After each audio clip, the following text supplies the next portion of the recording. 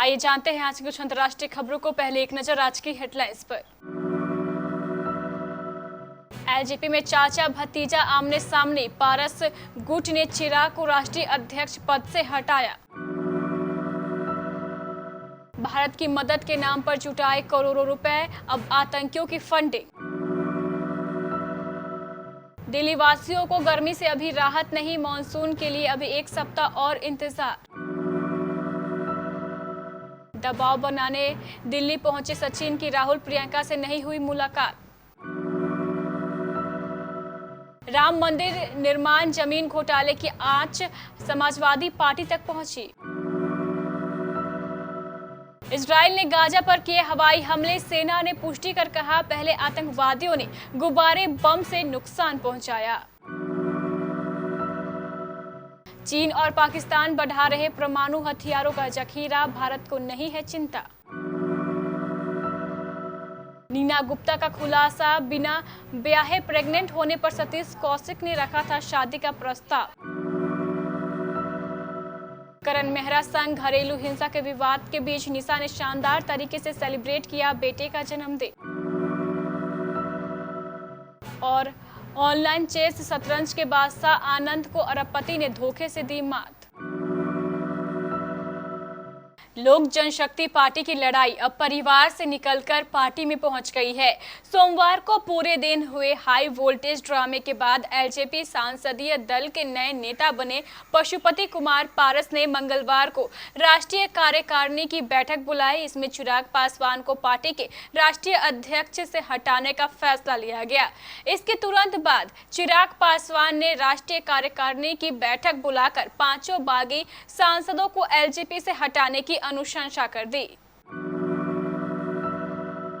Corona संकट के दौरान अमेरिका में पाकिस्तान से जुड़े चैरिटी संगठनों ने कोरोना संकट से निपटने में भारत को मदद देने के नाम पर करोड़ों डॉलर जुटाए। हालांकि एक रिपोर्ट में इस धनराशि का इस्तेमाल आतंकी गतिविधियों के संचालन और सरकार विरोधी प्रदर्शनों के आयोजन में किए जाने की आशंका जताई गई है।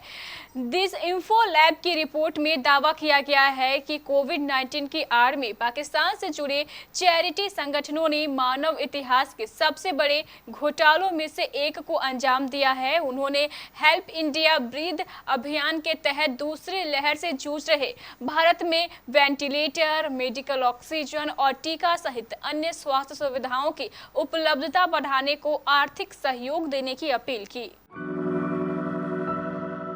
राजधानी दिल्ली में 15 जून से मानसून के पूर्वानुमान से उलट मंगलवार को लोगों को भीषण गर्मी और उमस से जूझना पड़ा।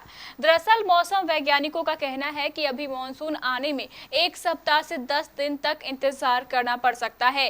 प्रदेशीय मौसम विभाग के प्रमुख कुलदीप श्रीवास्तव के मुताबिक मध्य अक्षांश की पश्चिमी हवाओं के प्रतिकूल प्रभाव के कारण उत्तर पश्चिम भारत में मानसून के आगे बढ़ने में समय लग रहा है। विभाग इसकी लगातार निगरानी कर रहा है। अनुमान है कि अभी इसके दिल्ली एनसीआर पहुंचने में 7 से 10 दिन तक का समय लग सकता है।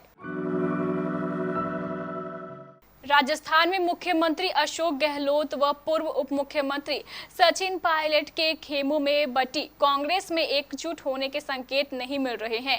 करीब 10 माह पुराने वादे को पूरा करने को लेकर आलाकमान पर दबाव बनाने की रणनीति के तहत दिल्ली पहुंचे पायलट की पार्टी के पूर्व अध्यक्ष राहुल गांधी व महासचिव प्रियंका गांधी से मुलाकात नहीं हो सकी।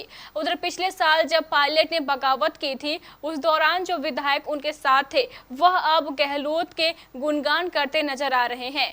बसपा से कांग्रेस में आए विधायकों को पायलट व उनके खेमे के विधायकों को गद्दार बता रहे हैं। हालांकि इस पर पायलट खेमे ने पलटवार कर उनको आईना दिखाया है।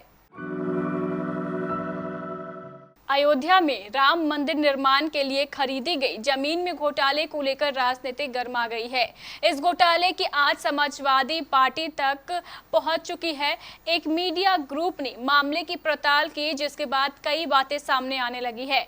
पड़ताल के दौरान पता चला है कि जिस 100 बिस्वा यानी करीब 3 एकड़ जमीन को लेकर श्री राम जन्मभूमि तीर्थ क्षेत्र ट्रस्ट पर भ्रष्टाचार के आरोप लगाए जा रहे हैं, उसे 2011 में समाजवादी समाजवादी पार्टी के नेता सुल्तान अंसारी ने खरीदा था और इसके लिए उन्होंने 2 करोड़ रुपए की राशि अदा की थी। सुल्तान ने ही इस जमीन को राम मंदिर ट्रस्ट को 18 करोड़ 5 लाख रुपए में बेचने का काम किया था। इजराइल ने गाजा पर हवाई हमले की बात को स्वीकार कर लिया है। फिलिस्तीनी सुरक्षा सूत्रों के हवाले से कहा गया था कि इजराइल द्वारा गाजा में हवाई हमला किया गया है। इसको स्वीकारते हुए इजरायली सेना ने कहा है कि उसके विमान ने बुधवार तड़के गाजा पट्टी में हमास के सशस्त्र परिसरों पर हमला किया। बताया गया है कि यह हमला फिलिस्तीनी क्षेत्र से आए आग लगाने वाले गुब्बारों के जवाब में था, जिसे वहां पनाह लिए आतंकियों ने भेजा था। सेना के मुताबिक इन गुब्बारों में बमों के कारण दक्षिणी इजराइल में कई जगहों पर आग लग गई। चीन और पाकिस्तान अपने परमाणु हथियारों के जखीरे को लगातार बढ़ा रहा है।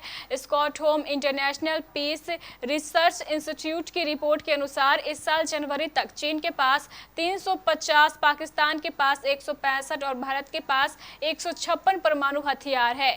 SIPRI के आकलन के अनुसार रूस और अमेरिका के पास अनुमानित 13,080 वैश्विक परमाणु हथियारों में से 90% से अधिक हैं। नीना गुप्ता की ऑटोबायोग्राफी सच कहूं तो के कई किस्से सुर्खियों में हैं। सभी जानते हैं कि Neena Gupta cricketer Vivian Richard की बेटी की मां है। उन्होंने बिना शादी के उनकी बेटी मसाबा को जन्म दिया है। अपनी किताब में नीना ने खुलासा किया है कि वह जब प्रेग्नेंट थी तो सतीश कौशिक ने उनके सामने शादी का प्रस्ताव रखा था। इसके पीछे उन्होंने इंटरेस्टिंग वजह भी बताई थी। नीना गुप्ता ने बिना शादी किए विवियन रिचर्ड के बच्चे की मां बनने वाली थी।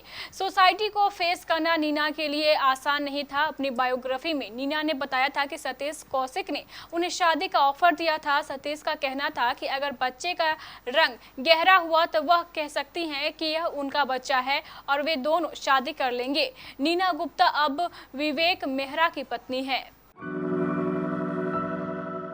टीवी एक्ट्रेस निशा रावल इन दिनों अपनी पति और फेमस टीवी एक्टर करण मेहरा संग घरेलू हिंसा के केस को लेकर चर्चाओं में है। इस विवाद के बीच हाल ही में एक्ट्रेस ने अपने बेटे काविश का जन्मदिन सेलिब्रेट किया, जिसकी फोटो सोशल मीडिया पर वायरल हो रही है।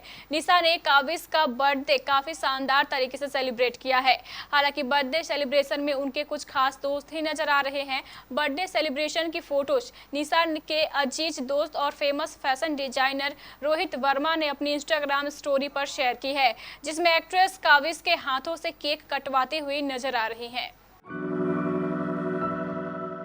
शतरंज के बादशाह विश्वनाथन आनंद को देश के सबसे युवा अरबपति निखिल कामत ने ऑनलाइन प्लेटफॉर्म पर धोखे से हरा दिया।